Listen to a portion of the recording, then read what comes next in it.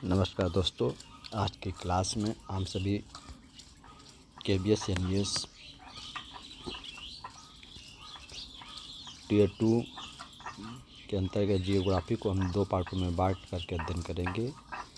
इस क्लास में हम जियोग्राफी के पार्ट 1 का अध्ययन करेंगे।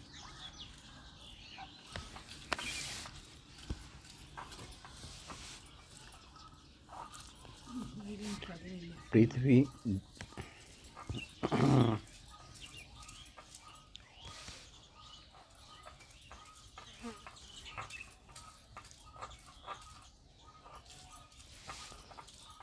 पृथ्वी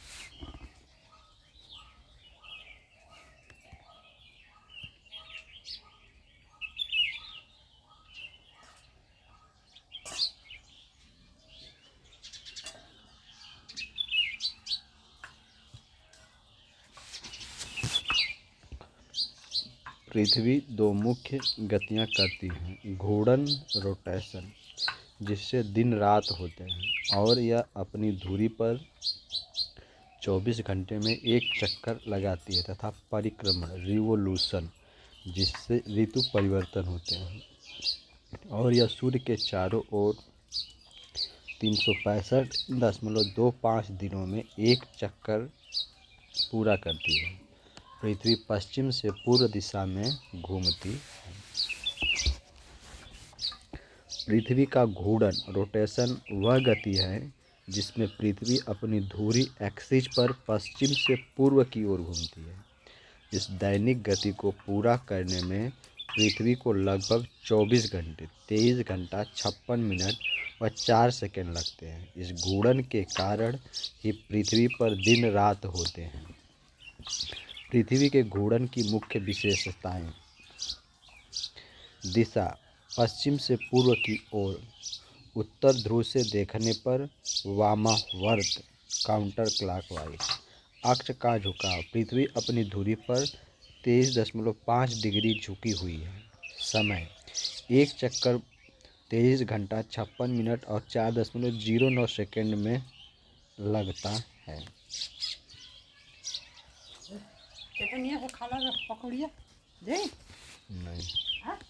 नहीं। परिणाम, दिन और रात का होना। घूर्णन के कारण होने वाले प्रमुख प्रभाव: दिन और रात, पृथ्वी का जो भाग सूर्य के सामने होता है वहाँ दिन, और जो भाग विपरीत दिशा में होता है वहाँ रात होती है। कोरियालिस प्रभाव, कोरियालिस इफेक्ट, घूर्णन के कारण हवाओं और महासागरीय धाराओं की दिशा में बदलाव आता है। पृथ्वी के घूर्णन की मुख्य विशेषताएं: दिशा पश्चिम से पूर्व की ओर, उत्तर ध्रुव से देखने पर वामावर्त काउंटर क्लॉकवाइज। अक्ष का झुकाव, पृथ्वी अपनी धुरी पर 23.5 डिग्री झुकी हुई है। समय, एक चक्कर 23 घंटा 56 मिनट और 4.09 सेकंड में लगता है। परिणाम, दिन और रात का होना।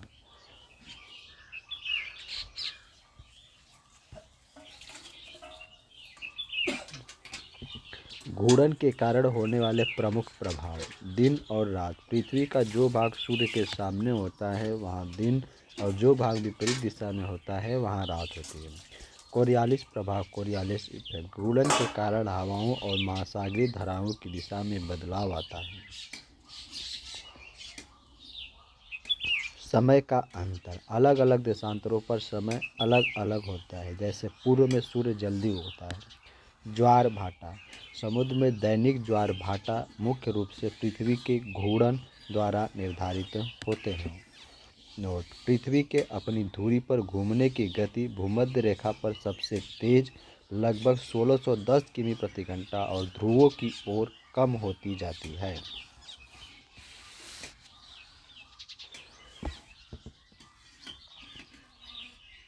पृथ्वी का परिक्रमण रिवोल्यूशन वह गति है जिसमें पृथ्वी सूर्य के चारों ओर एक निश्चित दीर्घवृत्ताकार कक्षा एलिप्टिकल ऑर्बिट में पश्चिम से पूर्व की ओर चक्कर लगाती है। यह एक परिक्रमा लगभग 365.242 दिनों एक वर्ष में पूरी करती है, जिसकी गति लगभग 107,000 किमी प्रति घंटा है। इसके कारण मौसम बदलते हैं और वर्ष का चक्र बनता है।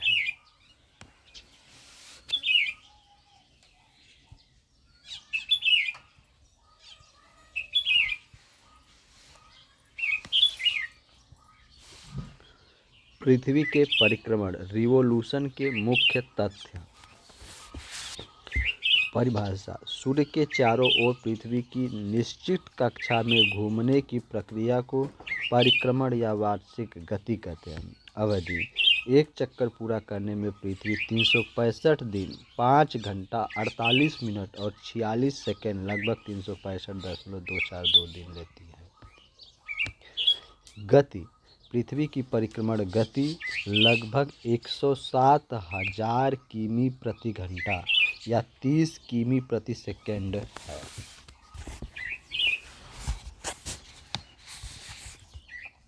कक्षा का आकार। पृथ्वी कक्षा ऑर्बिट सूर्य के चारों ओर अंडाकार एलिप्टिकल है, न कि पूरी तरह गोल। प्रभाव इफेक्ट्स। ऋतु परिवर्तन। पृथ्वी के अपने दूरी पर 23.5 डिग्री झुके होने के कारण परिक्रमण से ही सर्दी, गर्मी, बसंत और शरद ऋतुएं आती हैं। वर्ष की अवधि। यह 365 दिनों के वर्ष का निर्माण करता है। हर चौथे वर्ष 366 दिन का लीप वर्ष होता है। दिन रात की अवधि में बदलाव। पृथ्वी की परिक्रमा के कारण अलग अलग समय पर दिन और रात छोटे बड़े होते हैं।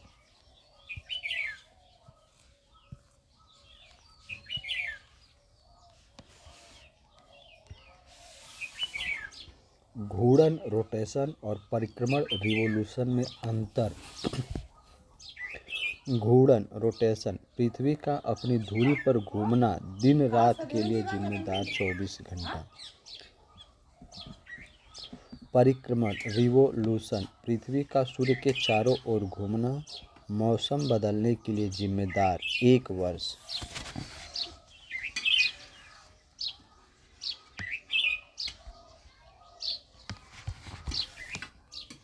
पृथ्वी पर दिन और रात का होना मुख्य रूप से पृथ्वी के अपनी धुरी एक्सिस पर घूमने, जिसे घूर्णन रोटेशन कहते हैं, के कारण होता है। यह घूर्णन पश्चिम से पूर्व की ओर होता है और एक चक्कर पूरा करने में लगभग 24 घंटे लगते हैं।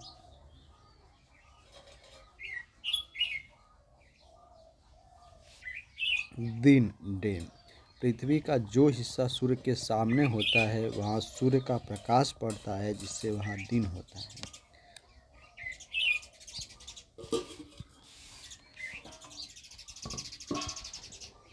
रात नाइट। पृथ्वी का दूसरा हिस्सा जो सूर्य की विपरीत दिशा में होता है, वहाँ सूर्य का प्रकाश नहीं पहुँचता, इसलिए वहाँ अंधेरा यानी रात होता है। प्रकाश का वृत्त सर्किल ऑफ इल्यूमिनेशन। पृथ्वी पर दिन और रात को अलग करने वाले काल्पनिक वृत्त को प्रकाश का वृत्त कहते हैं। निरंतर गति। चूँकि पृथ्वी निरंतर घूमती रहती है, सूर्य के सामने आने वाला हिस्सा बदलता रहता है, जिससे दिन और रात का चक्र चलता रहता है।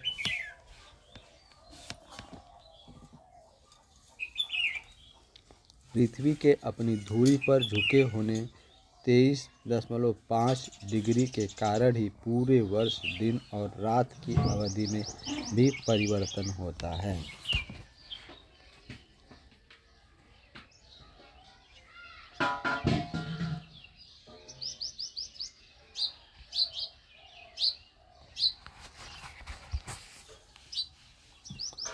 पृथ्वी की परिक्रमण गति सूर्य के चक्कर और उसके अक्ष का 23.5 डिग्री पर झुकाव ही मुख्य रूप से मौसम बदलने का कारण है। जब एक गोलार्ध सूर्य की ओर झुका होता है वहाँ गर्मी और जब दूर होता है तब सर्दी होती है। यह परिक्रमा साल भर चलती है जिससे बसंत, ग्रीष्म, शरद और शीत ऋतुएं आती हैं। मौसम परिवर्तन के मुख्य कारण।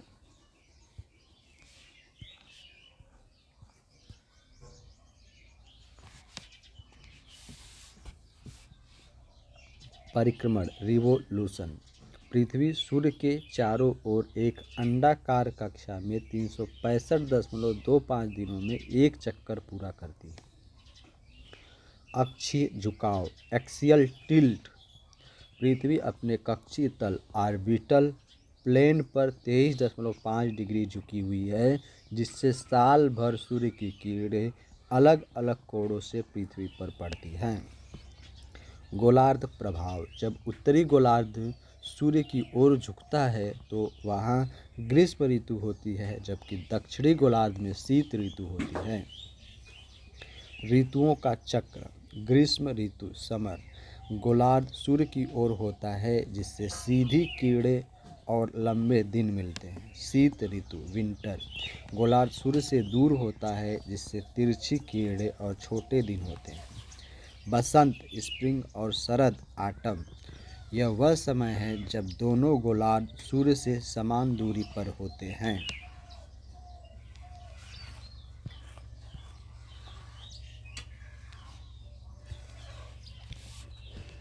पृथ्वी अपनी धुरी पर पश्चिम से पूर्व वामावर्त घूमती है जिसे घूर्णन रोटेशन कहते हैं जो 24 घंटे में दिन रात बनाता है।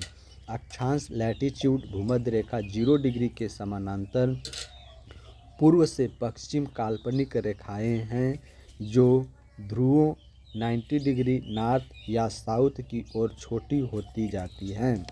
ये 23.5 डिग्री कर्क या मकर रेखा पर झुके अक्ष के साथ मिलकर मौसम तय करती हैं।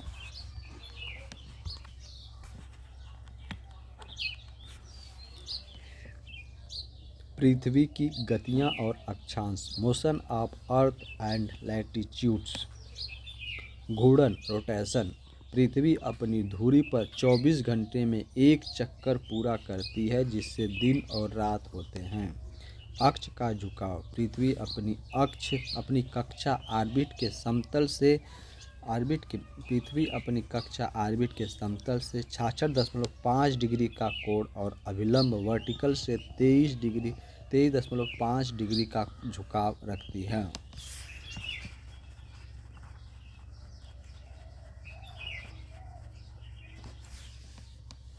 अक्षांश रेखाएं ये भूमध्य रेखा 0 डिग्री के समानांतर खींची गई काल्पनिक रेखाएं हैं। भूमध्य रेखा सबसे बड़ी है और ध्रुवों की ओर जाने पर ये छोटी होती जाती हैं।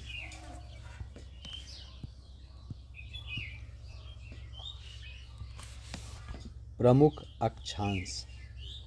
भूमध्य रेखा इक्वेटर 0 डिग्री पृथ्वी को 2 बराबर भागों में बांटती है।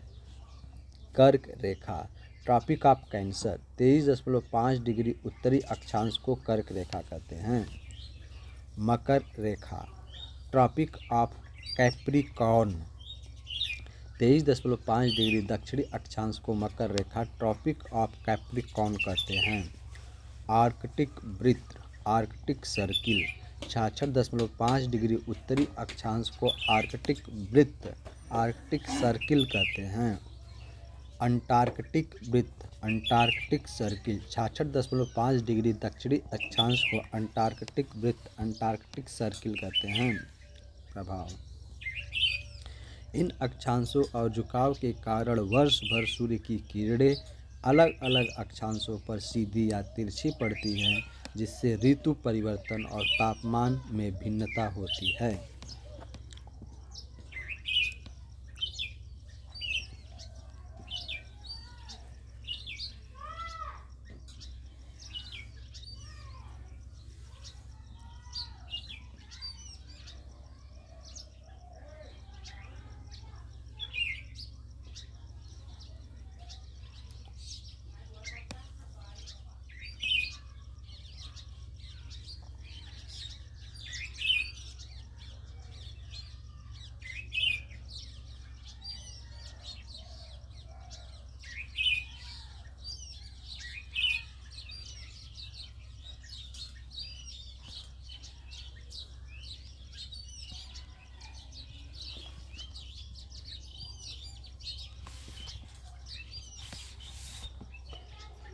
पृथ्वी अपनी धुरी पर पश्चिम से पूर्व की ओर घूमती है, घूर्णन करती है, जिसे 15 डिग्री देशांतर पार करने में 1 घंटा या 1 डिग्री में 4 मिनट का समय लगता है। यह घूर्णन कुल 360 देशांतरों के माध्यम से दिन, रात और समय टाइम जोन्स निर्धारित करता है, जिससे पूर्व में समय आगे और पश्चिम में पीछे होता है। पृथ्वी की गति और देशांतर, motion of the earth and longitude. घूर्णन, रोटेशन, पृथ्वी का अपने अक्ष पर 24 घंटे में एक चक्कर 360 डिग्री पूरा करना। समय गणना, टाइम कैलकुलेशन, पृथ्वी 24 घंटे में 360 डिग्री घूमती है, अर्थात 1 घंटा में 15 डिग्री देशांतर। 1 डिग्री देशांतर घूमने में पृथ्वी को 4 मिनट लगते हैं। 360 भागे 24 बराबर 15 डिग्री प्रति घंटा और 60 मिनट भागे 15 बराबर 4 मिनट। समय का अंतर, पूर्व ईस्ट ग्रीनविच 0 डिग्री प्रधान मध्याह्न रेखा के पूर्व में जाने पर समय 4 मिनट प्रति डिग्री के हिसाब से आगे बढ़ता है। पश्चिम वेस्ट, पश्चिम में जाने पर समय 4 मिनट प्रति डिग्री के हिसाब से पीछे हो जाता है।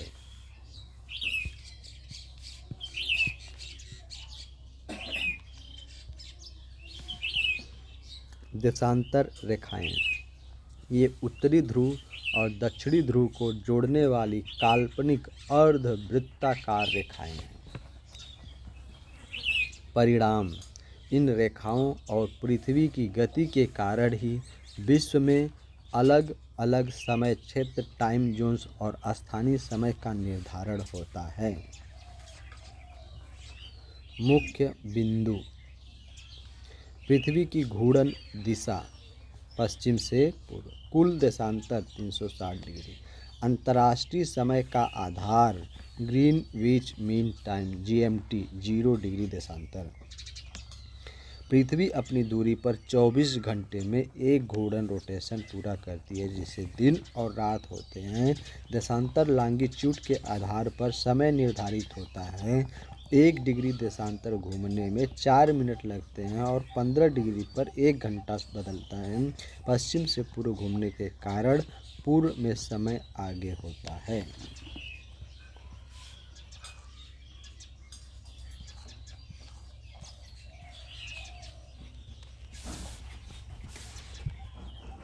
पृथ्वी की गति और समय निर्धारण, motion of the earth finding time, घूर्णन, रोटेशन, दिन रात।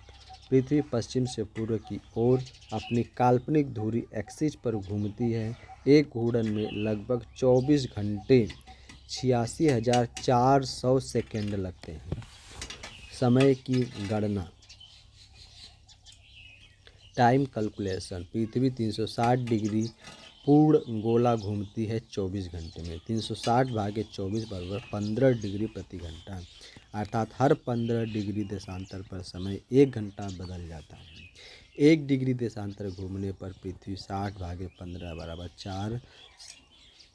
4 मिनट का समय लेती है। देशांतर और समय, ग्रीनविच मीन टाइम GMT के पूर्व में जाने पर समय जुड़ता है 4 मिनट प्रति 1 डिग्री।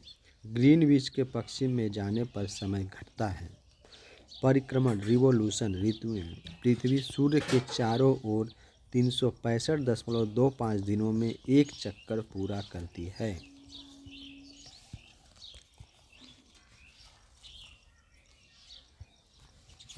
समय में बदलाव, रोटेशन स्पीड,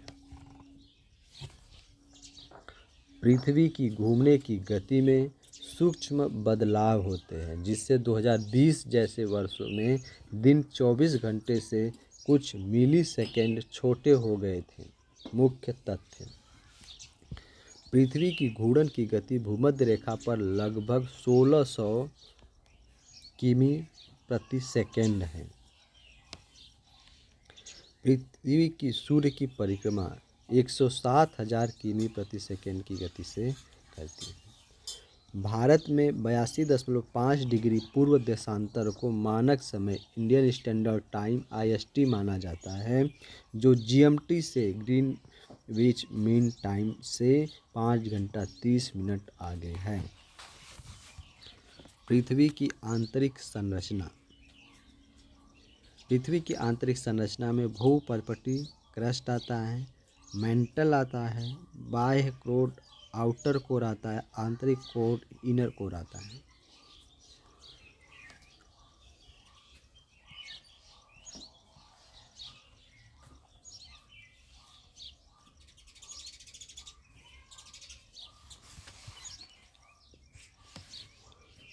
पृथ्वी के आंतरिक भाग को मुख्यतः 3 परतों में विभाजित किया गया है: भूपर्पटी क्रस्ट, मेंटल और क्रोड कोर। भूपर्पटी सबसे बाहरी ठोस परत है। मेंटल उसके नीचे लगभग 2900 किमी तक फैला हुआ है और केंद्र में तरल या ठोस लोहा निकल से बना कोर है। यह संरचना मैग्मा, भूगर्भीय गतिविधियों और चुंबकीय क्षेत्र का स्रोत है। पृथ्वी की आंतरिक संरचना। Layers of earth interior. भूपर्पटी क्रस्ट सबसे बाहरी परत जो लगभग 10 से 200 किमी तक मोटी है, यह स्थलमंडल का हिस्सा है। मेंटल, यह मोहो असंबद्धता से 2900 किमी गहराई तक फैली परत है। मेंटल का ऊपरी हिस्सा एस्थेनोस्फीयर कमज़ोर है और ज्वालामुखी विस्फोटों में मैग्मा का मुख्य स्रोत है। क्रोड कोर, यह पृथ्वी का केंद्र है जो लगभग 3500 किमी के दायरे में फैला है। यह निकल और लोहे से बना है। इसके 2 भाग हैं: बाहरी कोर आउटर कोर तरल अवस्था में है, आंतरिक कोर इनर कोर उच्च दबाव के कारण ठोस अवस्था में है, जिसका तापमान 4000 से 4700 डिग्री सेंटीग्रेड के बीच है।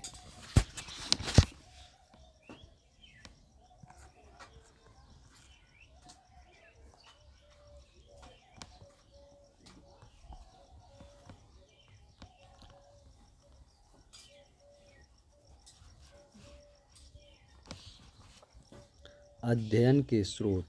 पृथ्वी के आंतरिक भाग के बारे में जानकारी प्रत्यक्ष ज्वालामुखी, गहरे समुद्र के अध्ययन और अप्रत्यक्ष स्रोतों भूकंपीय तरंगों से प्राप्त होती है।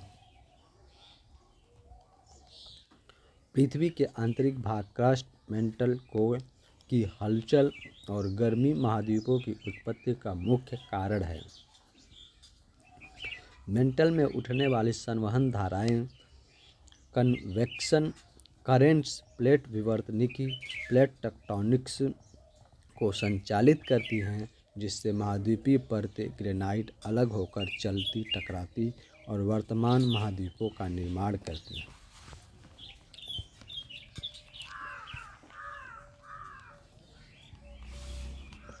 पृथ्वी के आंतरिक भाग और महाद्वीपों की उत्पत्ति। आंतरिक संरचना लेयर्स। पृथ्वी की मुख्य परतें क्रस्ट सबसे बाहरी, मेंटल मध्य और कोर आंतरिक लोहे और निकल से बनी है। प्लेट विवर्तनिकी प्लेट टेक्टोनिक्स ऊपरी मेंटल और क्रस्ट मिलकर लिथोस्फीयर स्थलमंडल बनाते हैं, जो बड़ी प्लेटों में विभाजित हैं। मेंटल के गर्म होने के कारण ये प्लेटें गति करती हैं। महाद्वीपों का निर्माण। महाद्वीपीय भूपर्पटी कॉन्टिनेंटल क्रस्ट मुख्य रूप से ग्रेनाइट से बनी है, जो महासागरीय बेसाल्ट से हल्की होती हैं, इसलिए ये तैरते हैं। महाद्वीपीय बहाव कॉन्टिनेंटल ड्रिफ्ट। मेंटल में रेडियोधर्मी क्षय से पैदा होने वाली गर्मी और संवहन धाराओं के कारण महाद्वीपीय प्लेटें टूटती हैं और स्थानांतरित होती रहती हैं। परिणाम: जब ये प्लेटें आपस में टकराती हैं तो पर्वत बनते हैं, जैसे हिमालय, और जब अलग होती हैं तो नई जमीन या समुद्र बनते हैं।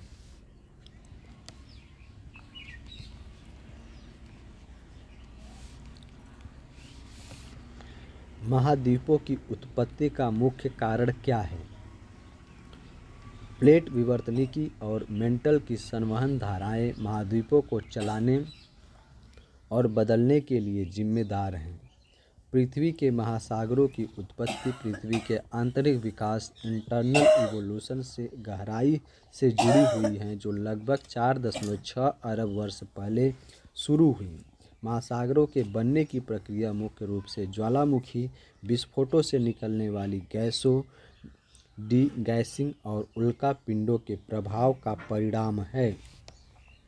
यहाँ पृथ्वी के आंतरिक भाग से महासागरों की उत्पत्ति की चरणबद्ध प्रक्रिया दी गई है। प्रारंभिक अवस्था मैग्मा ओशियन। शुरुआत में पृथ्वी एक पिघले हुए गोले मैग्मा ओशियन की तरह थी, जिसका तापमान 2000 डिग्री सेंटीग्रेड से अधिक था। इस समय पानी भाप वेपर के रूप में था, न कि तरल अवस्था में।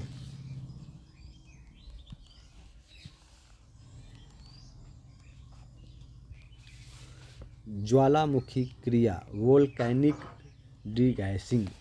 जैसे जैसे पृथ्वी ठंडी हुई, भूगर्भिक हलचलों के कारण बड़े पैमाने पर ज्वालामुखी विस्फोट हुए। ज्वालामुखी विस्फोटों से जलवाष्प, वाटर वेपर, कार्बन डाइऑक्साइड और अन्य गैसें बाहर निकलीं। यह जलवाष्प वायुमंडल में जमा हो गया। संघनन और वर्षा, कंडेंसेशन एंड रेन। लगभग 3.8 अरब साल पहले जब पृथ्वी का तापमान पानी के क्वथनांक 212 डिग्री फ़ारेनहाइट या 100 डिग्री सेंटीग्रेड से कम हुआ, तो वायुमंडल में मौजूद जलवाष्प संघनित कंडेंस होकर वर्षा के रूप में नीचे गिरा। यह प्रक्रिया करोड़ों वर्षों तक चलती रही, जिससे पृथ्वी के सतह पर मौजूद गड्ढों, बेसिन्स में पानी भर गया और महासागरों का निर्माण हुआ।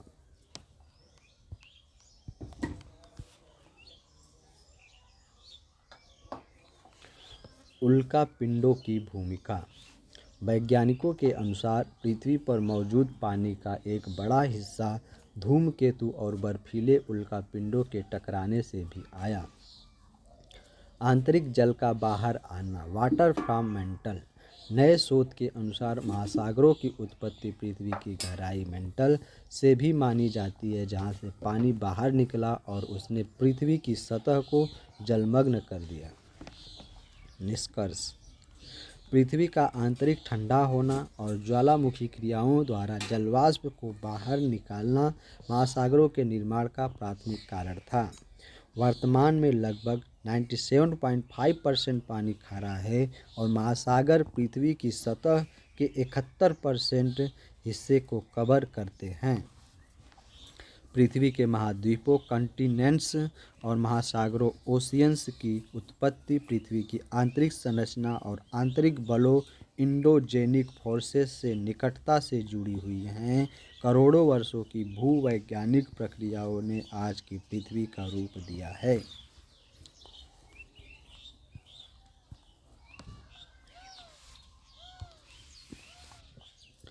महाद्वीपों और महासागरों की उत्पत्ति, origins of continents and oceans. Pangaea और Panthalassa. Pangaea and Panthalassa. Alfred Wegener के महाद्वीपीय विस्थापन सिद्धांत कॉन्टिनेंटल ड्रिफ्ट थियरी के अनुसार कार्बन फेरस युग में सभी महाद्वीप एक साथ जुड़े हुए थे, जिसे पैंजिया कहा जाता था। इस विशाल भूखंड के चारों ओर एक विशाल महासागर था, जिसे पैंथालासा कहा गया। टूटने की प्रक्रिया, ब्रेकिंग ऑफ पैंजिया। पैंजिया बाद में दो मुख्य भागों में विभाजित हो गया। लारेसिया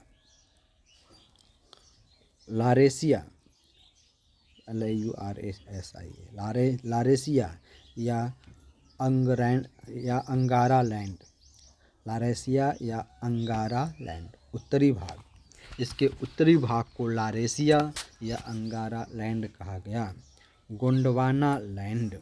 इसके दक्षिणी भाग को गोंडवाना लैंड कहा गया। इन दोनों क्षेत्रों के बीच टेथित सी बना। महाद्वीपीय विस्थापन कॉन्टिनेंटल ड्रिफ्ट। वेगनर के अनुसार ज्वारीय बल और अन्य बलों के कारण ये भूखंड धीरे धीरे एक दूसरे से दूर होते गए और वर्तमान महाद्वीप बने।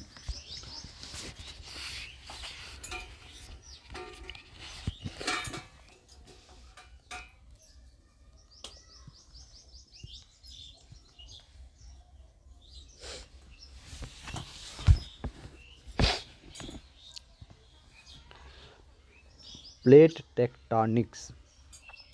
आधुनिक भूविज्ञान प्लेट टेक्टोनिक्स के सिद्धांत को मानता है, जिसके अनुसार पृथ्वी के ऊपरी सतह लिथोस्फीयर कई बड़े और छोटे प्लेटों में विभाजित हैं, जो समय के साथ टूटकर अलग होते गए। महासागरों की उत्पत्ति ओरिजिन ऑफ ओशियंस। पानी का संघनन कंडेंसेशन ऑफ वाटर। पृथ्वी के ठंडे होने के बाद लगभग 3.8 अरब साल पहले जलवाष्प संघनित होकर वर्षा के रूप में बरसी, जिससे विशाल महासागरीय बेसिन ओशियन बेसिन्स भर गए। महासागरीय तली में विस्तार सी फ्लोर स्प्रेडिंग। महासागरों के फैलाव को समुद्री तली के विस्तार सी फ्लोर स्प्रेडिंग सिद्धांत द्वारा समझाया जाता है, जो टेक्टोनिक प्लेटों के दूर जाने के कारण होता है। उत्पत्ति के पीछे प्रमुख कारण मेजर काजेस। आंतरिक बल इंडोजेनिक फोर्सेस। पृथ्वी के आंतरिक भाग में उत्पन्न होने वाली ऊर्जा जो प्लेटों को घुमाती है। प्लेटों की गति मूवमेंट ऑफ प्लेट्स। प्लेटों के दूर हो जाने डाइवर्जेंस से महासागर बनते हैं और उनके टकराने कन्वर्जेंस से पहाड़ और महाद्वीप।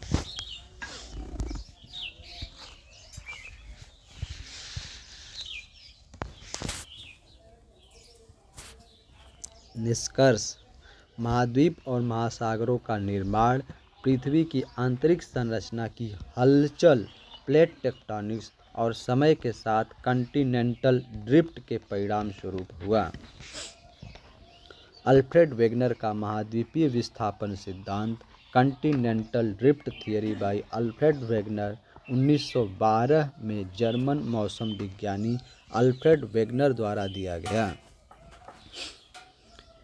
दिया गया एक क्रांतिकारी भूवैज्ञानिक सिद्धांत है। यह बताता है कि आज के महाद्वीप पहले एक साथ जुड़े हुए थे और धीरे धीरे एक दूसरे से अलग होकर अपनी वर्तमान स्थिति में आ गए। सिद्धांत के मुख्य बिंदु की प्रपोजिशंस। पंजिया। कार्बोनिफेरस युग लगभग 300 मिलियन वर्ष पहले में सभी महाद्वीप आपस में जुड़े हुए थे, जिसे वेगनर ने पैंजिया अर्थ संपूर्ण पृथ्वी कहा। पैंथालासा। इस महाद्वीपीय समूह के चारों ओर एक विशाल महासागर था, जिसे पैंथालासा कहा गया। विखंडन ब्रेक अप। मेसोजोइक युग में पैंजिया टूट गया। यह दो मुख्य भागों में बटा। उत्तर में लॉरेशिया अंगारा लैंड और दक्षिण में गोंडवाना लैंड।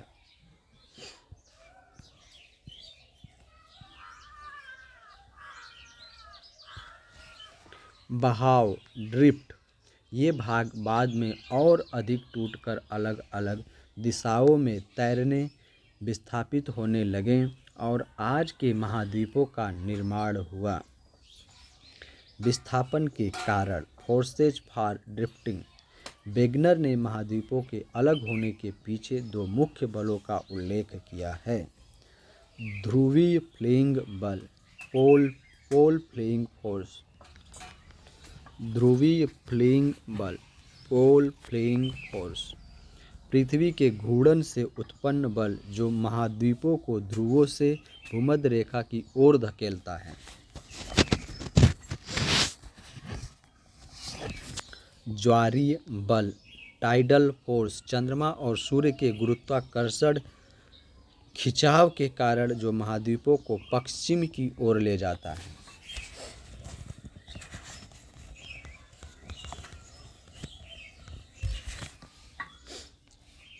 सिद्धांत के साक्ष्य, एविडेंस ऑफ कॉन्टिनेंटल ड्रिफ्ट।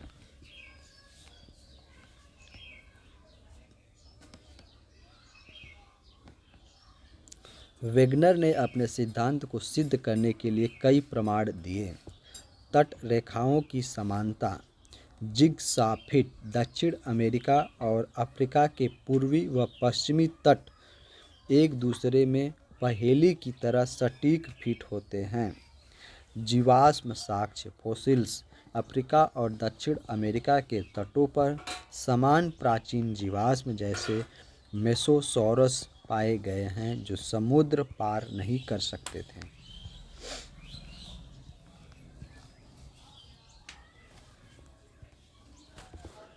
चट्टानों की समानता, जियोलॉजिकल सिमिलरिटीज, ब्राज़ील और पश्चिमी अफ्रीका की चट्टानें एक समान हैं। वनस्पति प्रमाण, ग्लोसोप्टरीज, भारत, अफ्रीका, ऑस्ट्रेलिया और अंटार्कटिका में ग्लोसोप्टेरिस नामक प्राचीन वनस्पति के जीवाश्म पाए जाते हैं जो गोंडवाना के जुड़े होने को दर्शाते हैं। पूरा जलवायु आंकड़े,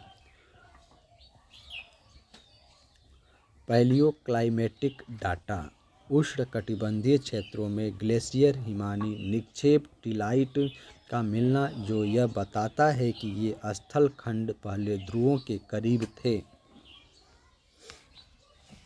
सिद्धांतों की आलोचना, क्राइटिसिज्म, यद्यपि वेगनर का सिद्धांत सही साबित हुआ लेकिन उस समय उनके द्वारा बताए गए बल ज्वारी और घूर्णन महाद्वीपों को हिलाने के लिए बहुत कमज़ोर माने गए।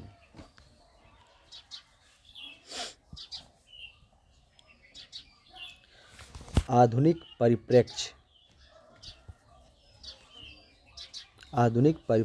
Modern view. आज का प्लेट विवर्तनिकी सिद्धांत, प्लेट टेक्टोनिक्स, वेगनर के विस्थापन सिद्धांत का ही एक सुधरा हुआ रूप है जो मेंटल में संवहन धाराओं, कन्वेक्शन करेंट्स को महाद्वीपों के बहाव का वास्तविक कारण मानता है।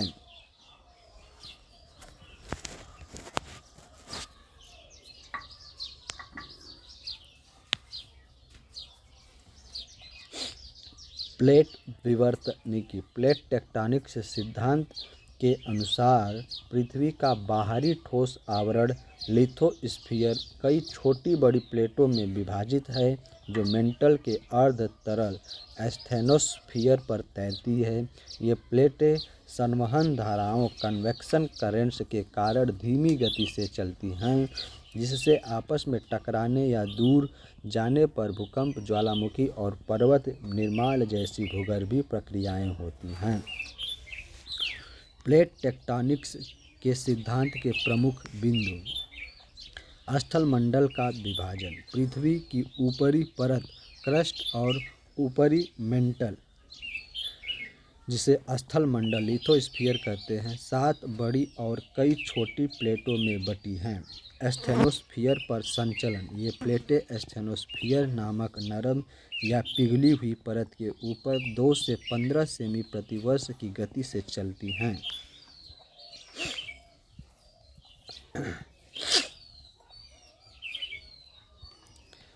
गति का कारण, मेंटल के अंदर रेडियोधर्मी तत्वों के क्षय से उत्पन्न संवहन धाराएं, कन्वेक्शन करेंट्स इन प्लेटों को गति प्रदान करती हैं। प्लेट सीमाएं, प्लेट बाउंड्रीज, अभिसारी कन्वर्जेंट सीमा, प्लेटें टकराती हैं जिससे हिमालय जैसे पर्वत और गहरी खाई बनती हैं। अपसारी डाइवर्जेंट सीमा, प्लेटें एक दूसरे से दूर जाती हैं जिससे नई परत भूपर्पटी का निर्माण होता है। उदाहरण मध्य अटलांटिक कटक। रूपांतरण ट्रांसफॉर्म सीमा, प्लेटें एक दूसरे के बगल से खिसकती हैं जिससे भूकंप आते हैं। उदाहरण सैन एंड्रियास फॉल्ट।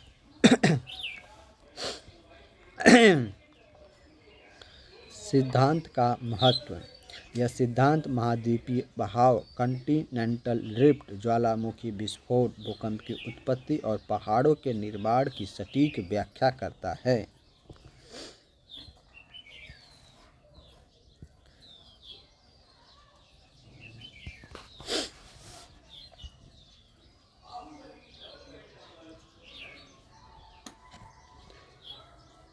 भूकंप पृथ्वी के आंतरिक भागों में विवर्तनिक प्लेटों की हलचल, चट्टानों के टूटने या फाल्ट लाइनों दरारों के कारण संचित ऊर्जा के अचानक मुक्त होने से उत्पन्न कंपन हैं। यह ऊर्जा तरंगों के रूप में फैलती हैं जिसे सिस्मोग्राफ द्वारा मापा जाता है। भूकंप का केंद्र फोकस धरातल के नीचे और ऊपरी केंद्र एपिसेंटर सतह पर ठीक ऊपर होता है। भूकंप और पृथ्वी की आंतरिक संरचना अर्थ्स इंटीरियर। भूपर्पटी क्रस्ट सबसे बाहरी परत जहां प्लेट विवर्तनिकी के कारण तनाव उत्पन्न होता है। मेंटल भूपर्पटी के नीचे गर्म घनी चट्टानें जो प्लेटों को हिलाने के लिए उत्तरदायी होती हैं। कोर पृथ्वी का केंद्र तरल बाहरी और ठोस आंतरिक जो भूकंपीय तरंगों को प्रभावित करता है। भूकंप के कारण और प्रभाव। भूकंप के कारण और प्रभाव। मुख्य कारण विवर्तनिकी प्लेटों का खिसकना, फॉल्ट लाइनों पर चट्टानों का अचानक टूटना। अन्य कारण ज्वालामुखी गतिविधि, भूस्खलन और खनन विस्फोट। भूकंपीय तरंगें ऊर्जा कंपन के रूप में फैलती हैं जो जमीन को हिलाती हैं। प्रभाव धरातल पर कंपन, भवन क्षति और कभी कभी विनाशकारी प्रभाव।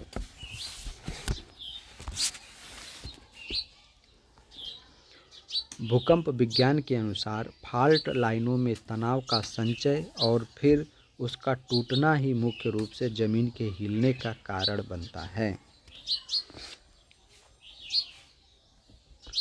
ज्वालामुखी वोल्केनो पृथ्वी की सतह पर एक ऐसा छेद या दरार है जिससे पृथ्वी के अंदर मौजूद गर्म लावा, पिघली हुई चट्टानें, गैस, भाप और राख बाहर निकलते हैं। यह एक विनाशकारी प्राकृतिक आपदा होने के साथ साथ भूवैज्ञानिक रूप से नए स्थल रूपों का निर्माण करने वाली रचनात्मक प्रक्रिया भी है जो मुख्य रूप से विवर्तनिक प्लेटों के सीमाओं के पास पाई जाती है।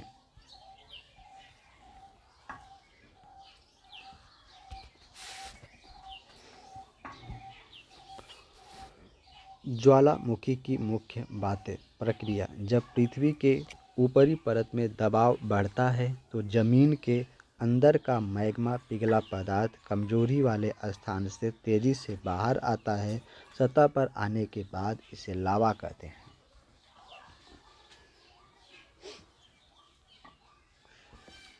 प्रकार सक्रियता के आधार पर। सक्रिय ज्वालामुखी एक्टिव जिनसे लावा का उद्गार लगातार होता रहता है जैसे स्ट्रोम्बोली।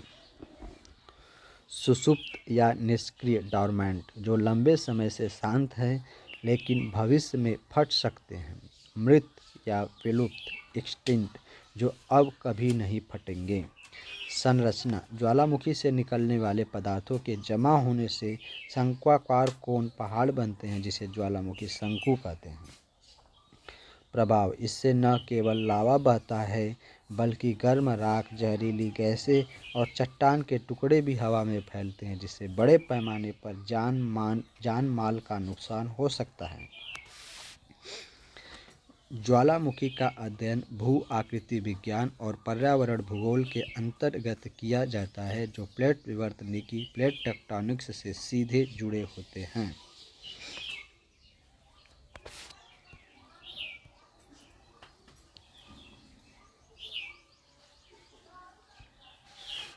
वलन फोल्डिंग और भ्रंश फाल्टिंग। भूवैज्ञानिक प्रक्रियाएं। वलन फोल्डिंग और भ्रंश फाल्टिंग भूवैज्ञानिक प्रक्रियाएं हैं जो पृथ्वी की पपड़ी को आकार देती हैं। वलन संपीड़न के कारण चट्टानों में लहरदार मोड़ या घुमाव है जबकि भ्रंश तनाव या बल के कारण चट्टानों का टूटकर एक दूसरे के सापेक्ष विस्थापित होना है। वलन से वलित पर्वत उदाहरण हिमालय बनते हैं वहीं भ्रंश से दरारें और घाटियां उदाहरण नर्मदा घाटी बनती हैं। वलन फोल्डिंग का अर्थ मीनिंग इन हिंदी। अर्थ जब पृथ्वी के आंतरिक दबाव जब पृथ्वी के आंतरिक दबाव संपीड़न बल के कारण चट्टानें बिना टूटे एक दूसरे की ओर झुककर मुड़ जाती हैं तो उसे वलन कहते हैं। परिणाम, इससे चट्टानों में लहरदार संरचनाएं बनती हैं जिन्हें एंटीक्लाइन ऊपर उठा भाग और सिंक लाइन नीचे धंसा भाग कहा जाता है। उदाहरण, हिमालय पर्वत श्रृंखला।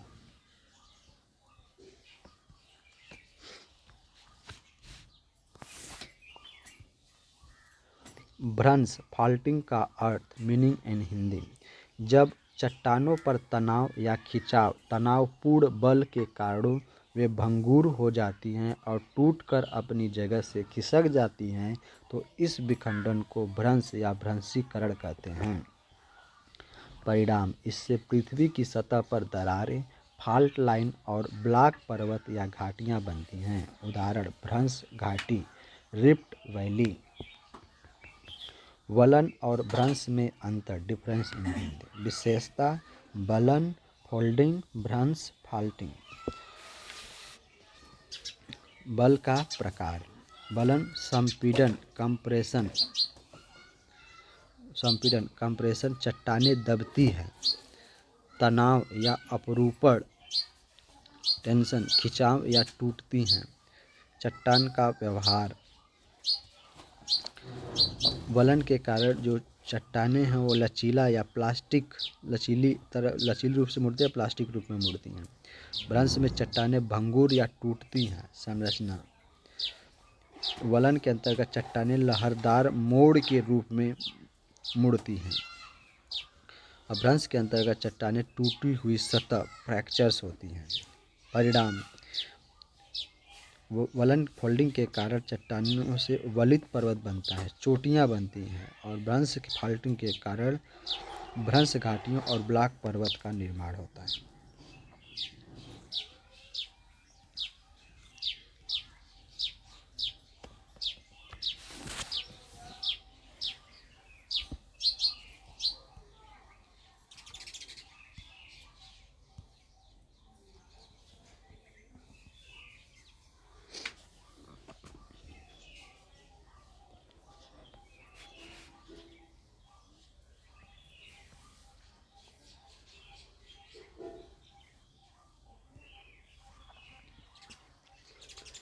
इंडिया को हिंदी में भारत, हिंदुस्तान या भारतवर्ष कहा जाता है। यह दक्षिण एशिया में स्थित एक विशाल लोकतांत्रिक और गणतांत्रिक देश है जो क्षेत्रफल में दुनिया का 7वां और जनसंख्या में सबसे बड़ा देश है। नई दिल्ली इसकी राजधानी है और यह अपनी समृद्ध संस्कृति, विविधता और भूगोल के लिए जाना जाता है। भारत के बारे में मुख्य तथ्य। आधिकारिक नाम, भारत गणराज्य, रिपब्लिक ऑफ इंडिया। स्थान, दक्षिण एशिया, उत्तर में हिमालय और दक्षिण में हिंद महासागर से घिरा। क्षेत्रफल 32,87,263 वर्ग किलोमीटर। स्वतंत्रता 15 अगस्त 1947। गणतंत्र 26 जनवरी 1950। संविधान लागू। राजभाषा हिंदी और अंग्रेजी। भौगोलिक विस्तार उत्तर से दक्षिण 3,214 किमी और पूर्व से पश्चिम 2,933 किमी। उत्तर से दक्षिण 3,214 किमी और पूर्व से पश्चिम 2,933 किमी।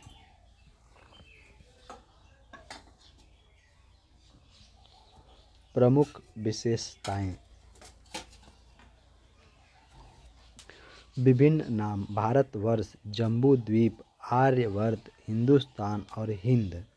संस्कृति, विश्व की सबसे प्राचीन और महान सभ्यताओं में से एक। अर्थव्यवस्था, तेजी से बढ़ती प्रमुख अर्थव्यवस्था जो कृषि, विनिर्माण और सेवा क्षेत्रों में अग्रणी है। विविधता, यह एक बहुभाषी और बहुजातीय समाज है।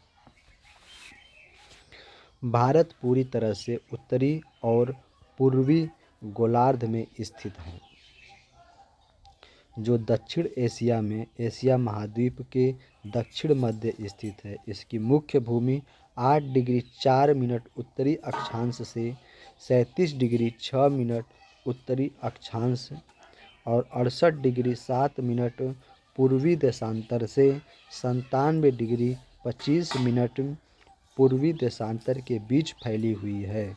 उत्तर में हिमालय, दक्षिण पश्चिम में अरब सागर, दक्षिण पूर्व में बंगाल की खाड़ी और दक्षिण में हिंद महासागर स्थित है।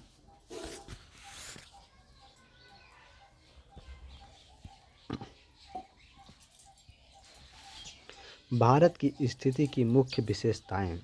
भौगोलिक विस्तार। भारत का उत्तर से दक्षिण तक विस्तार 3214 किमी और पूर्व से पश्चिम तक 2933 किमी है।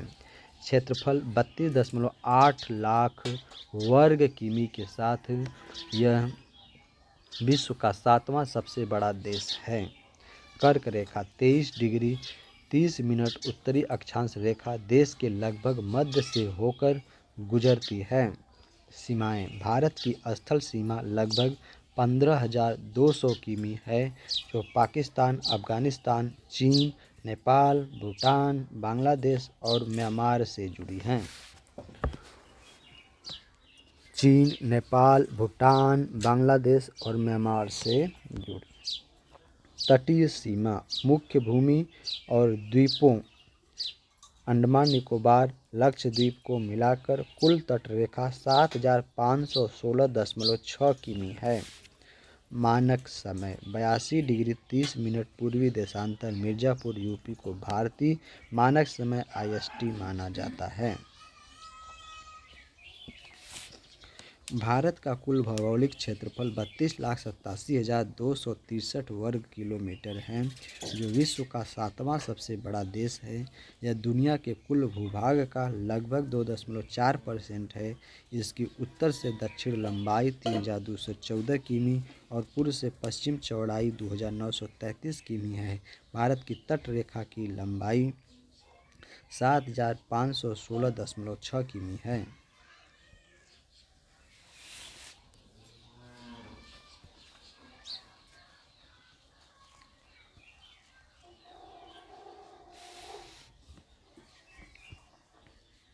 भारत के आकार के मुख्य विवरण। कुल क्षेत्रफल 32,87,263 वर्ग किमी। विश्व में स्थान 7वां। वैश्विक भूमि का प्रतिशत लगभग 2.4%। उत्तर दक्षिण विस्तार 3,214 किमी। पूर्व पश्चिम विस्तार 2,933 किमी। स्थलीय सीमा लगभग 15,200 किमी। तट रेखा 7,516.6 किमी।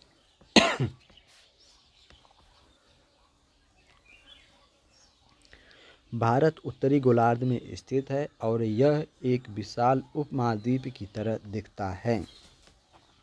भारत दक्षिण एशिया में स्थित विश्व की सबसे प्राचीन और जीवंत सभ्यताओं में से एक है। क्षेत्रफल में 7वां और जनसंख्या में सबसे बड़ा 1.4 बिलियन प्लस देश होने के नाते यह एक प्रमुख वैश्विक शक्ति, दुनिया का सबसे बड़ा लोकतंत्र और तेज़ी से बढ़ती अर्थव्यवस्था, GDP में 15% से अधिक योगदान है। यह सांस्कृतिक विविधता, IT केंद्र और विश्व के दवाखाने के रूप में प्रसिद्ध है।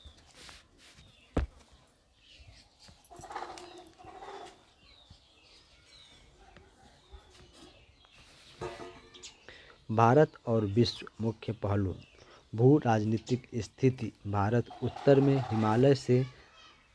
हिमालय से और दक्षिण में हिंद महासागर से घिरा है, जो इसे रणनीतिक महत्व देता है। आर्थिक भूमिका। भारत एक प्रमुख वैश्विक आर्थिक ड्राइवर है, जिसकी वार्षिक विकास दर लगभग 7% है। यह एक विशाल मध्यम वर्ग वाला देश है। वैश्विक स्वास्थ्य और टीका कूटनीति। वैक्सीन मैत्री पहल के माध्यम से भारत ने कोविड-19 टीकों का उत्पादन और वितरण करके एक प्रमुख स्वास्थ्य भागीदार के रूप में अपनी स्थिति मजबूत की है। सांस्कृतिक कूटनीति। भारत हिंदू, बौद्ध, जैन और सिख धर्मों की जन्मभूमि है, जो अपनी समृद्ध विरासत और वसुधैव कुटुंबकम की भावना के माध्यम से विश्व से जुड़ा है। चुनौतियां और कूटनीति। चीन और पाकिस्तान के साथ क्षेत्रीय विवादों के बावजूद भारत वैश्विक मुद्दों जैसे कि जलवायु परिवर्तन और आतंकवाद पर सक्रिय भूमिका निभाता है।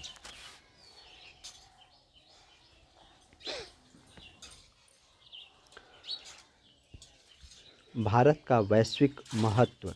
विविधता। भारत भाषाई, सांस्कृतिक और धार्मिक रूप से अत्यधिक विविध है। लोकतंत्र। यह दुनिया का सबसे बड़ा और जीवंत लोकतंत्र है। युवा शक्ति। भारत एक युवा राष्ट्र है जो इसे आर्थिक और तकनीकी क्षेत्र में एक अनूठी क्षमता प्रदान करता है। भारत के कुल 9 पड़ोसी देश हैं, जिनमें से 7 के साथ थल सीमा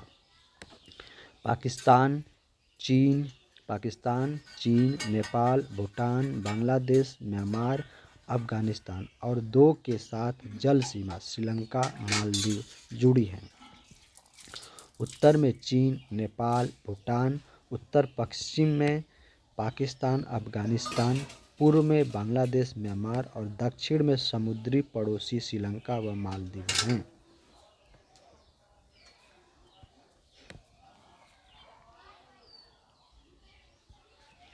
भारत के पड़ोसी देश सूची। थल सीमा साझा करने वाले 7 देश। बांग्लादेश सबसे लंबी सीमा 4096.7 किमी। चीन 3488 किमी। पाकिस्तान 3323 किमी। नेपाल 1751 किमी। म्यांमार 1643 किमी। भूटान 699 किमी। अफगानिस्तान 106 किमी। लद्दाख क्षेत्र। जल सीमा साझा करने वाले 2। श्रीलंका भारत के दक्षिण में पाक जल डमरू मध्य द्वारा अलग। मालदीव श्रीलंका के दक्षिण पश्चिम में स्थित।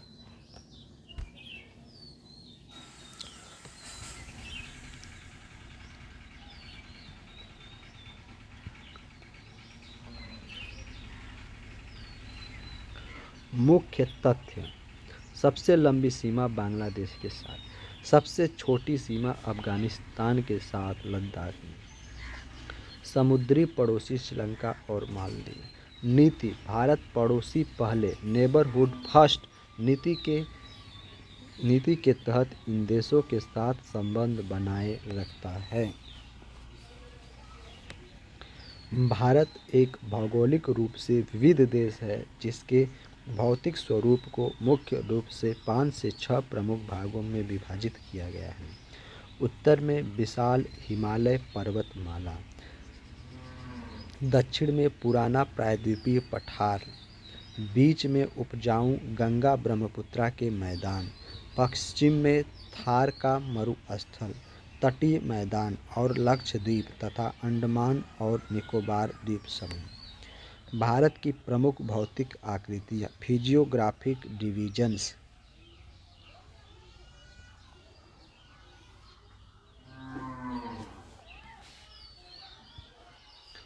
उत्तर का पर्वतीय क्षेत्र हिमालय। यह उत्तर में एक चाप के आकार में फैला है जो नवीन वलित यंगफोल्ड पर्वत श्रृंखला है। इसमें काराकोरम, जास्कर और पीर पंजाल जैसी श्रेणियां शामिल हैं। उत्तरी मैदान मैदानी भाग। हिमालय और प्रायद्वीपीय पठार के बीच स्थित यह सिंधु, गंगा और ब्रह्मपुत्रा नदियों द्वारा लाई गई जलोढ़ मिट्टी से बना अत्यंत उपजाऊ क्षेत्र है।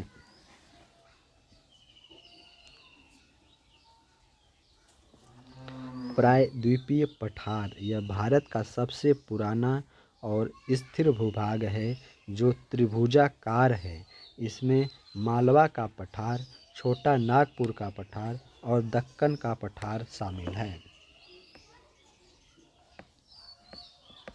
भारतीय मरुस्थल। थार मरुस्थल। अरावली पहाड़ियों के पश्चिमी किनारे पर स्थित यह एक शुष्क, रेतीला और लहरदार मैदान है जहाँ वनस्पति बहुत कम है। तटीय मैदान। प्रायद्वीपीय पठार के दोनों ओर संकरी तटीय पट्टियाँ हैं। पश्चिम में अरब सागर के साथ पश्चिमी तटीय मैदान और पूर्व में बंगाल की खाड़ी के साथ पूर्वीय तटीय मैदान। द्वीप समूह। भारत के पास दो मुख्य द्वीप समूह हैं, अरब सागर में स्थित लक्षद्वीप प्रवाल भित्ति और बंगाल की खाड़ी में स्थित अंडमान और निकोबार द्वीप समूह ज्वालामुखी मूल के।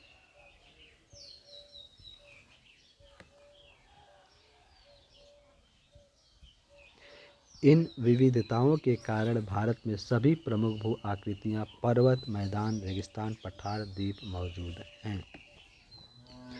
भारत की भौगोलिक आकृतियों में जबरदस्त विविधता है, जिसे मुख्य रूप से 6 भौतिक विभागों में बांटा गया है।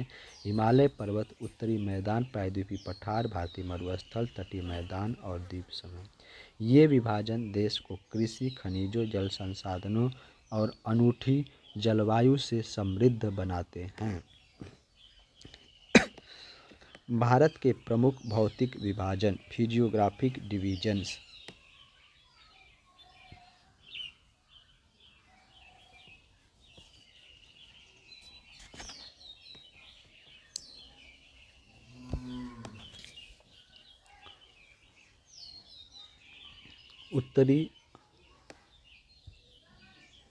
उत्तरी और उत्तर पूर्वी पर्वत, the northern and north eastern mountains, Himalaya. यह भारत की उत्तरी सीमा पर स्थित दुनिया की सबसे ऊंची और युवा वलित फोल्डेड पर्वत श्रृंखला है। यह पश्चिम में सिंधु से पूर्व में ब्रह्मपुत्र तक फैली है। हिमालय को 3 प्रमुख श्रेणियों में विभाजित किया गया है, हिमाद्री महान हिमालय, हिमाचल निम्न हिमालय और शिवालिक बाहरी हिमालय। उत्तरी मैदान, द नॉर्दर्न प्लेन्स, हिमालय और प्रायद्वीपीय पठार के बीच स्थित यह सिंधु, गंगा और ब्रह्मपुत्र नदियों द्वारा लाई गई जलोढ़ मिट्टी से बना है। यह दुनिया के सबसे उपजाऊ कृषि क्षेत्रों में से एक है।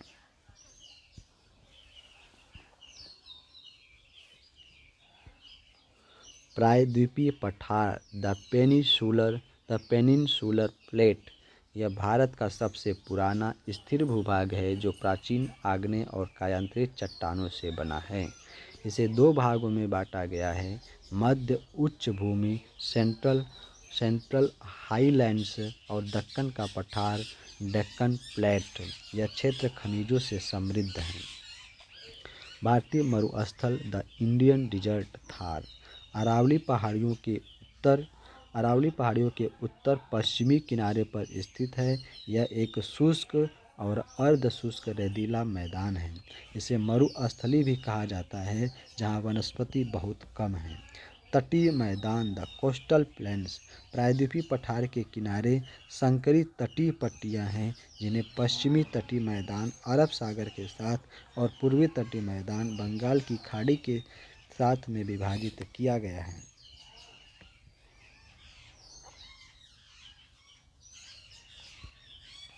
द्वीप समूह, द आइसलैंड्स। भारत के 2 मुख्य द्वीप समूह हैं, बंगाल की खाड़ी में अंडमान और निकोबार द्वीप समूह और अरब सागर में लक्षद्वीप। ये प्रवाल, कोरल और ज्वालामुखी उत्पत्ति के हैं। ये भौतिक विभाग भारत को कृषि, जल संसाधनों और खनिज संपदा के मामले में विविधतापूर्ण और समृद्ध बनाते हैं। भारत के भौतिक स्वरूप में हिमालय पर्वत एक युवा वलित पर्वत श्रृंखला है, जो उत्तर में सिंधु से ब्रह्मपुत्र तक लगभग 2500 किमी लंबी चाप आर्क बनाती है। यह भारत की उत्तरी सीमा के साथ 3 प्रमुख समानांतर श्रेणियों में विभाजित है, हिमाद्री सर्वोच्च, हिमाचल मध्य और शिवालिक बाहरी, जो 10 से 50 किमी चौड़ाई में फैली है।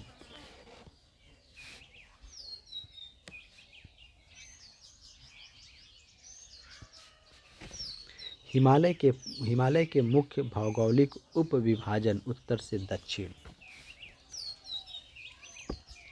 हिमाद्री महान या सर्वोच्च हिमालय, ग्रेटर हिमालयाज। यह सबसे उत्तरी और सबसे ऊंची श्रेणी है, जिसकी औसत ऊंचाई लगभग 6000 मीटर है। माउंट एवरेस्ट और कंचनजंगा जैसे प्रमुख चोटियाँ इसी में हैं।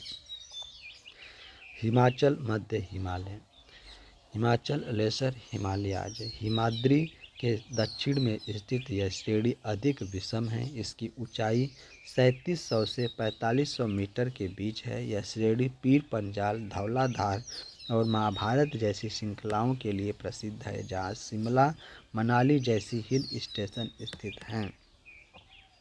शिवालिक बाहरी हिमालय, शिवालिक आउटर हिमालयाज, यह सबसे दक्षिणी और नई श्रेणी जिसकी चौड़ाई 10 से 50 किमी और ऊंचाई 900 से 1100 मीटर के बीच है। इसके उत्तर में लघु हिमालय, हिमाचल और दक्षिण में मैदान है, जिसके बीच की घाटियों को दून जैसे देहरादून कहा जाता है।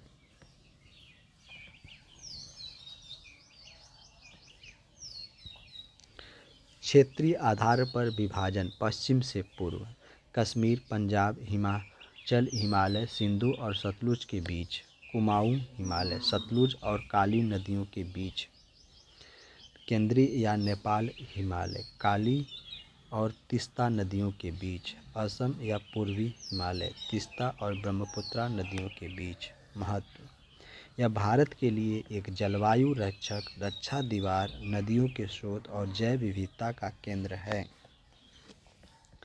भारत के भौतिक स्वरूप में उत्तरी मैदान सिंधु, गंगा और ब्रह्मपुत्र नदियों द्वारा लाई गई जलोढ़ मिट्टी से बने हैं। ये लगभग 3200 किमी लंबे, पश्चिम से पूर्व और 150 से 300 किमी चौड़े हैं। यह उपजाऊ क्षेत्र सघन कृषि और घनी आबादी वाला है, जिसे भांगर, पुरानी जलोढ़, खादर, नई जलोढ़, भाबर और तराई जैसे क्षेत्रों में विभाजित किया जाता है।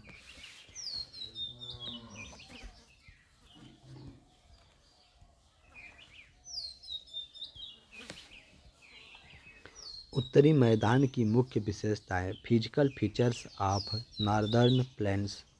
निर्माण, यह क्षेत्र 3 प्रमुख नदी प्रणालियों सिंधु, गंगा और ब्रह्मपुत्र तथा उनकी सहायक नदियों द्वारा लाई गई जलोढ़ मिट्टी अलूवियल डिपॉजिट से बना है। आकार और विस्तार, यह लगभग 2400 किमी लंबी और 240 से 320 किमी चौड़ी एक विशाल पट्टी है, जो भारत के उत्तरी भाग को कवर करती है। उपजाऊपन, यह दुनिया के सबसे उपजाऊ कृषि क्षेत्रों में से एक है, जो घनी आबादी का समर्थन करता है। भू आकृतिक विभाजन उत्तर से दक्षिण। भाबर, शिवालिक की ढलान पर स्थित यह लगभग 8 से 16 किमी चौड़ी एक संकरी पट्टी है, जहां नदियां कंकड़ पत्थर जमा करती हैं। तराई, भाबर के दक्षिण में स्थित यह दलदली और नम क्षेत्र है। भांगर, पुराने जलोढ़ मिट्टी से बने ऊंचे क्षेत्र जहां बाढ़ का पानी नहीं पहुंचता। यह कंकड़ कैलकैरस डिपॉजिट्स पाए जाते हैं। यहाँ कंकड़ कैलकैरस डिपॉजिट पाए जाते हैं।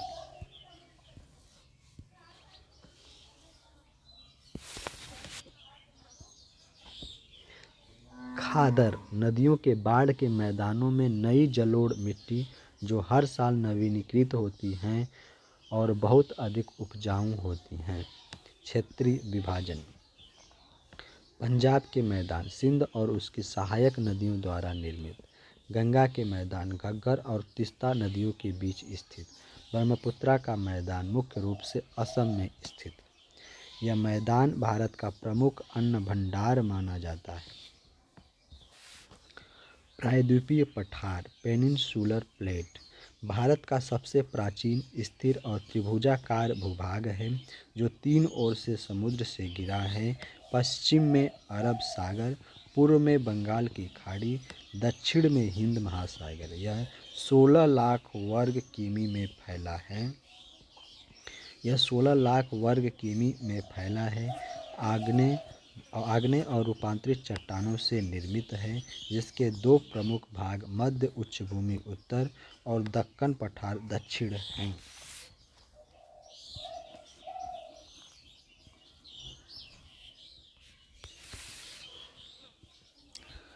प्रायद्वीपीय पठार की प्रमुख विशेषताएं। निर्माण, यह गोंडवाना लैंड के टूटने और खिसकने से बना है, जो इसे भारत के सबसे पुराने भू आकृतियों में से एक बनाता है। भौगोलिक स्थिति, यह नर्मदा नदी के उत्तर में मालवा पठार से लेकर दक्षिण में कन्याकुमारी तक फैला है। विभाजन: मध्य उच्च भूमि सेंट्रल हाईलैंड्स उत्तर में स्थित, जिसमें मालवा का पठार, विंध्य श्रृंखला और छोटा नागपुर पठार शामिल है। दक्कन का पठार दक्कन प्लेट नर्मदा नदी के दक्षिण में त्रिभुजाकार क्षेत्र जो सतपुड़ा, महादेव और मैकाल पहाड़ियों से घिरा है। विशेषताएं: इसमें चौड़ी और उथली घाटियां तथा गोलाकार पहाड़ियां हैं। इसकी सामान्य ढलान पश्चिम से पूर्व की ओर है, नर्मदा ताप्ती को छोड़कर। संरचना: यह मुख्य रूप से आर्कियन गनीस और सिस्ट जैसी प्राचीन चट्टानों से बना है। यह क्षेत्र भारत का सबसे बड़ा भौगोलिक विभाग है और खनिज संसाधनों में बहुत समृद्ध है।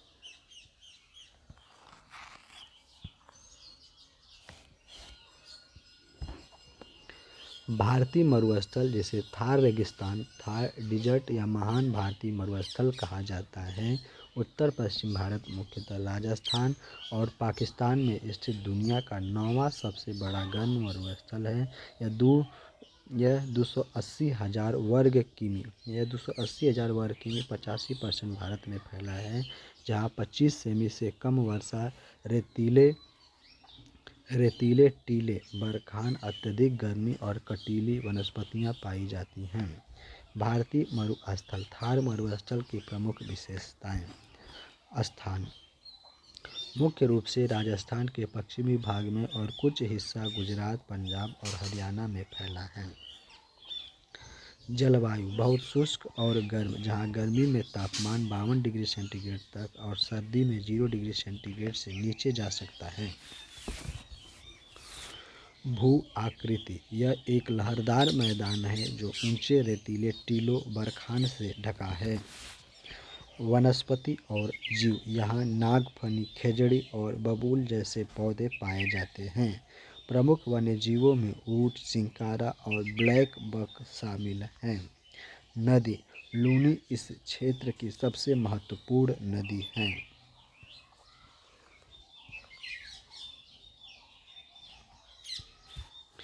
इसे अक्सर लघु सहारा के रूप में भी जाना जाता है क्योंकि इसकी विशेषताएं अफ्रीका के सहारा रेगिस्तान से मिलती जुलती हैं।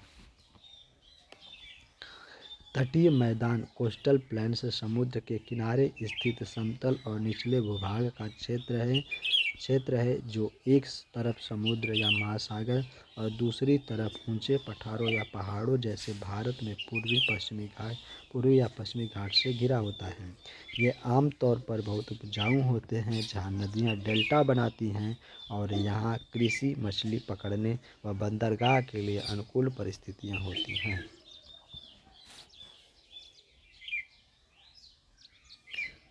तटीय मैदान के मुख्य विवरण: हिंदी नाम: तटीय मैदान या तटीय तराई। विशेषता: ये समतल, निम्न स्तरीय और अक्सर जलोढ़ मिट्टी से बने क्षेत्र होते हैं। स्थिति: समुद्र तट से सीधे जुड़े होते हैं और ऊंचे पठारों की ओर इनकी ऊंचाई धीरे धीरे बढ़ती है।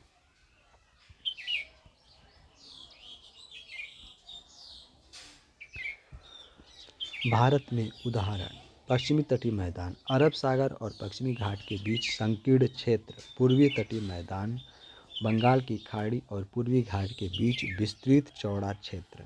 मुख्य उपयोग और महत्व: कृषि: जलोढ़ मिट्टी के कारण पूर्वी तटीय मैदान अत्यधिक उपजाऊ हैं, चावल, जूट आदि के लिए। बंदरगाह: ये क्षेत्र व्यापार के लिए महत्वपूर्ण समुद्री बंदरगाह प्रदान करते हैं।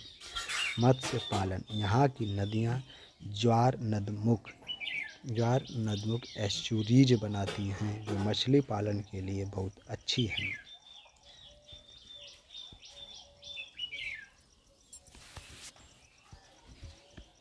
भारत के प्रमुख द्वीप समूह: आइसलैंड्स ऑफ इंडिया मुख्य भौतिक विशेषताओं में से हैं, जिनमें बंगाल की खाड़ी में अंडमान और निकोबार ज्वालामुखी मूल 10 डिग्री चैनल द्वारा विभाजित और अरब सागर में लक्षद्वीप प्रवाल या कोरल निर्मित शामिल हैं। ये समूह विविध वनस्पतियों, समुद्र तटों और महत्वपूर्ण रणनीतिक स्थानों के साथ भारत की विशाल भौगोलिक विविधता को दर्शाते हैं। भारत के मुख्य द्वीप समूह विस्तृत विवरण: अंडमान और निकोबार द्वीप समूह, अंडमान एंड निकोबार आइसलैंड्स। स्थान बंगाल की खाड़ी, बे ऑफ बंगाल।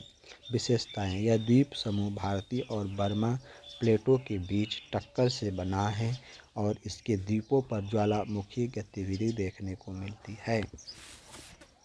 प्रमुख द्वीप, उत्तरी अंडमान, मध्य अंडमान और दक्षिण अंडमान और निकोबार। महत्वपूर्ण, बैरन आइलैंड। बैरन आइलैंड भारत का एकमात्र सक्रिय ज्वालामुखी है।